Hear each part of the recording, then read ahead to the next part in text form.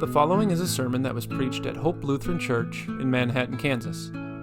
For more information about our church or to watch and listen to past sermons from Hope, visit manhattanhope.com. Thank you for listening. Our gospel this morning, and also the basis for today's sermon, comes from Matthew chapter 9. As Jesus went on from there, he saw a man named Matthew sitting at the tax collector's booth. "Follow me," he told him, and Matthew got up and followed him.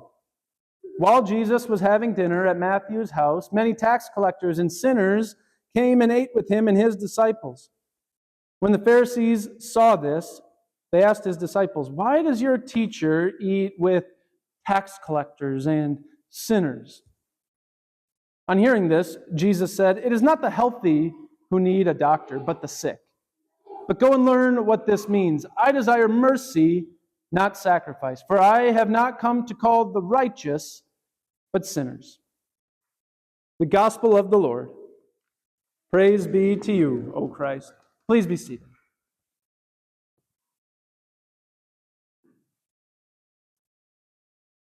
There are two ditches that each of us has a tendency to fall into when it comes to our faith. One ditch is pride. The other ditch is despair.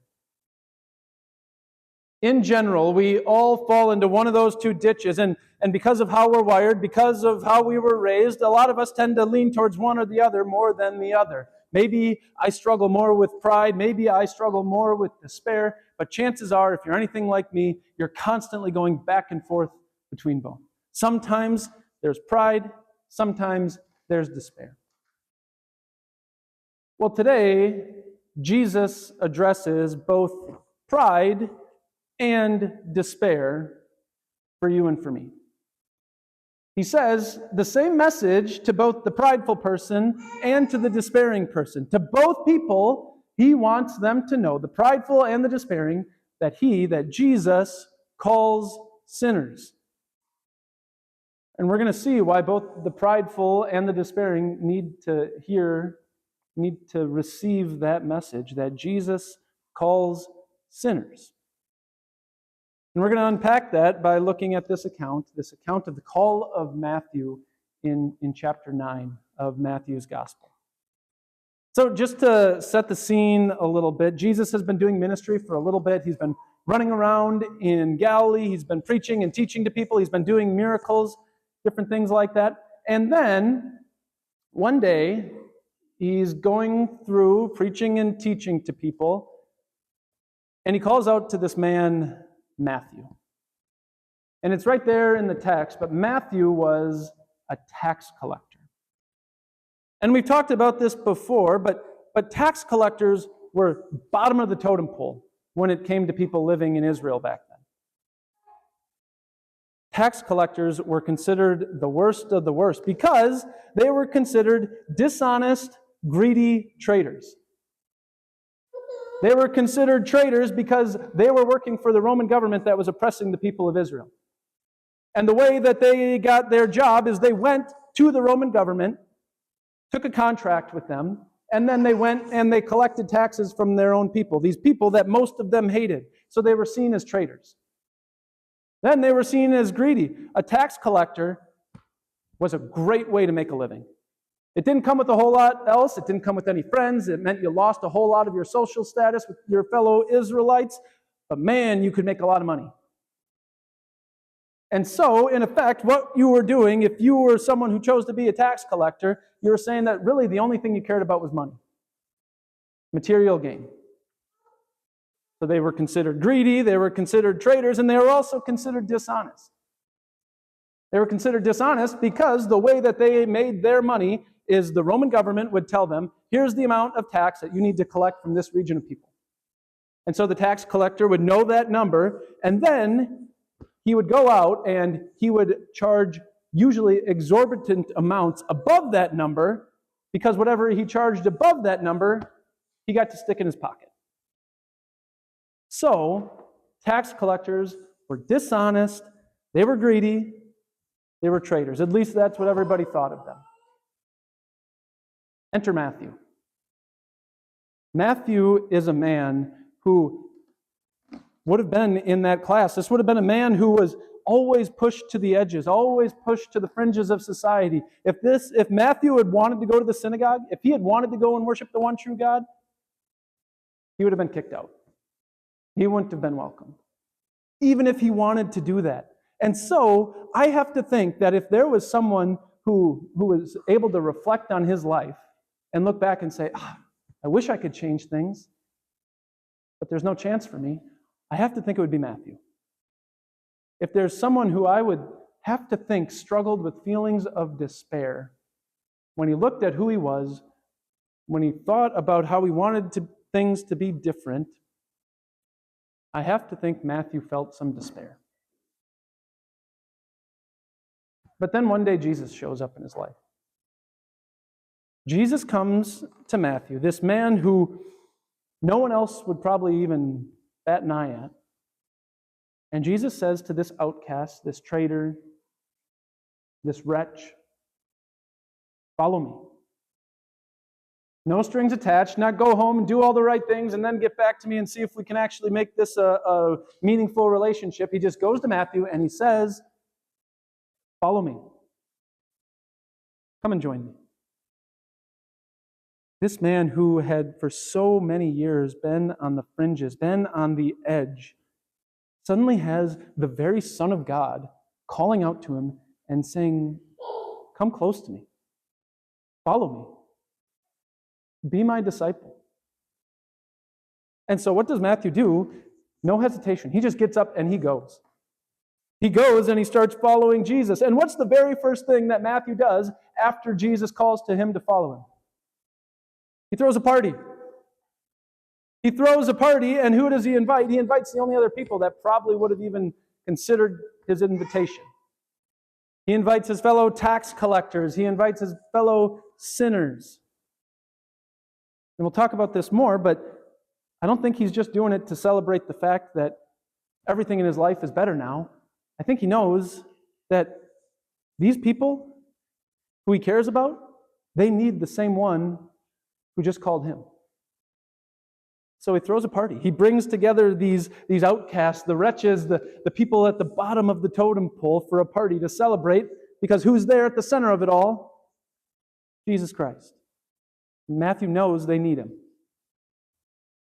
Meanwhile, as all of this is shaken out, you have the Pharisees. And if you remember who the Pharisees were, these were, at least back then, they were considered, not rightly considered, but they were considered the cream of the crop. These were the most prestigious religious people. These were the people who did all of the right things the right way at the right time regularly. So everybody would have looked at them and said, wow, they're amazing. And the thing is, the Pharisees, they knew that. And it led them to be prideful. They looked down at all of these other people that Jesus had the audacity to spend time with. And what did they say? They asked his disciples, why does your teacher eat with tax collectors and sinners? Put their question in maybe modern language. It's like they're saying, why are you guys, why is Jesus spending time with those people? Why is he spending time with those kinds of people over there, the ones who do all the wrong stuff? That's not who Jesus should be spending time with. And what's interesting is how Jesus responds. Jesus doesn't respond to them saying, why does your teacher spend time with sinners and tax collectors? He doesn't respond by saying, they're actually not that bad. Once you get to know them, everything can be explained away. They're actually really good people. They actually totally have their lives together. You just don't understand. You got to dig below the surface. No, Jesus pretty much admits that these are sinners and tax collectors. Thing is, he doesn't just say that to say how bad they are, to condescend at them. He says that to show them that those are exactly the kinds of people that Jesus came to save. The sinners, the tax collectors, the sick people. What does Jesus say? He says, it's not the healthy who need a doctor, but the sick. For I have not come to call the righteous, but sinners. See, Jesus, he says he's a doctor, and he says all the people who are sitting at the table with him are sick. They're sick with a terminal illness that, if it's not treated, is going to end with them dying. And so Jesus says, these are exactly the people I came to save. These are exactly the people I came into the world for. I came for the sick people. I came for the people that pride would just write off and say, no, they're not worthy. They shouldn't be here. And so what is Jesus doing? He's saying, for everybody who is in earshot, people back then, people today, he's telling the prideful, he's telling the despairing that Jesus calls sinners. He calls them. And he wants both the prideful and the despairing to hear that message. It's just for different reasons. You see, what does religious pride look like? It looks a lot like scorekeeping. It looks a lot like me saying, well, I'm better than all those other people who are out there. I do the right things. I show up to the right stuff. I do stuff the right way. I maybe am not perfect, but I am sure better than those people over there. So Jesus has to call out our pride. For the prideful person in the room, Jesus wants to make it absolutely clear that he calls sinners.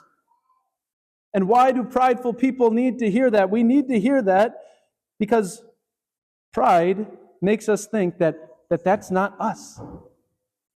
See, pride is so dangerous because it blinds us to the reality that we really are sick.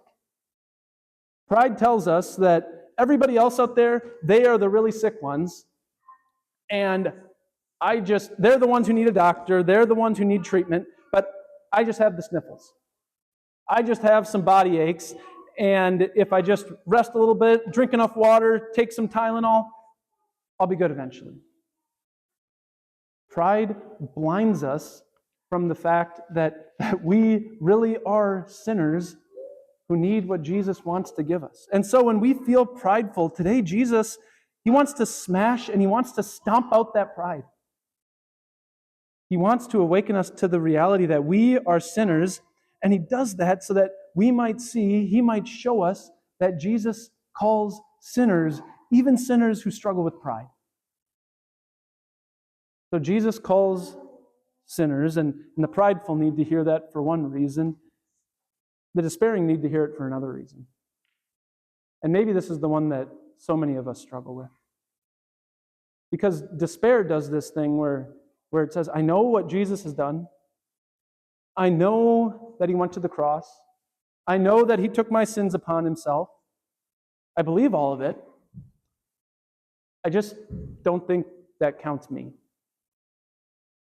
I think that's true for everybody else, but not me. Despair sits down at the table with Jesus and says, yeah, everybody else can be here, but I should be outside. And so for the despairing Christian, hear it today, Jesus calls sinners. When you struggle to know that Jesus really came for you, that he really lived for you, that he really died for you, that he really rose for you, know that today Jesus is telling to you point blank, loud and clear, that Jesus calls sinners.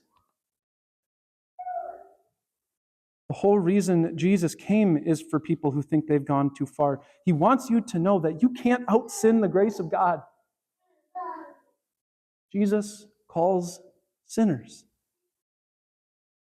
You know, there's a quote from Martin Luther. He was writing to a friend of his who was struggling with feelings of despair, spiritual depression. Printed for you on the back page 12. And I think it just hits the nail on the head when it comes to us being reminded that Jesus calls sinners. Here's what he said. He said, when the devil throws your sins in your face and declares that you deserve death and hell, tell him this. I admit that I deserve death and hell. What of it? For I know one who suffered and made satisfaction on my behalf. His name is Jesus Christ, Son of God. And where he is, there I shall be also. In other words, are you a sinner? Yeah. And that's honestly a good thing to admit. Because it means that you're exactly the person that Jesus came to save. You're exactly the person that Jesus calls. For the despairing, know that you are the very reason that Jesus came into the world. Jesus calls sinners, and that means you. That means every single one of us. And now there's another call that Jesus has. Jesus calls sinners because he wants sinners to go and call other sinners. I alluded to it before, but what was the very first thing that Matthew did after Jesus called him, after the good doctor had come into his life? He threw a party. And he brought all the other sick people he knew he could find. He went and he found them and he brought them to the doctor because he knew that Jesus wanted to have an appointment with them. Jesus calls sinners, and now we go and we call others. We go and we reach out to those people around us who are sick. And it's not a derogatory thing to call them sick. In fact, I think it helps a lot. Have you ever noticed this? When you give something a diagnosis, it actually helps. The way that you think about something or a situation or a person. Let me use a silly example. Suppose I smell bad all the time. Maybe I shouldn't just throw that out there. Maybe I do smell bad all the time. But suppose I smelled bad all the time and you just assumed that it was because I had poor hygiene.